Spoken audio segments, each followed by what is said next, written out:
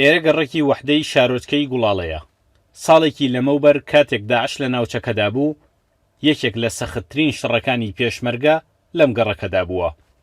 ئەم فەرماندەیە دەیگێڕێتەوە کە بۆ ئەوەی ئەم شوێنە بەردەستی داعش نەکەوێت، ئەوان ژیانی خۆیان خستووەتە مەترسیەکی گەورەوە.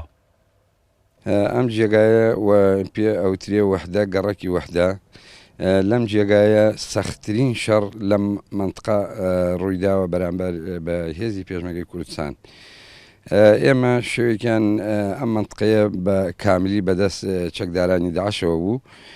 شوێکیان لە سەعات 11:30 هجومان کرد بۆ ئەم منطقەیە کە پێ ئەوترێ وەحدە. توانیمان لە 11:30 شەو تاوەکو بەرەبەیان توانیمان ئەم منطقە بە تەواوی کۆنتترۆل بکەین لە چەکدارانی داعش. چەند پێشمەرگەیەک بوون ویستویانە بینایەکی بەرز لەو گەڕەکەدا کە داعشی تیادا بووە کۆنتترۆل بکەن. کاتێک دەگەنە شوێنەکە، نێوان ئەوان و تێرۆریستانی داعش تەنها 1 مەتر بووە. شەڕێکی دەستە و یەخەکەن و ئامانجەکەیان بەدەست دێنن. بۆ نمونە ئەم تاقەی کە ئێستا گیراوە گرتویانە، ئەم لەو دیوەکەوە چەکدارانی داعش بوو، بەڵام لەم دیوەکەوە ئەمە ئێمە بووین.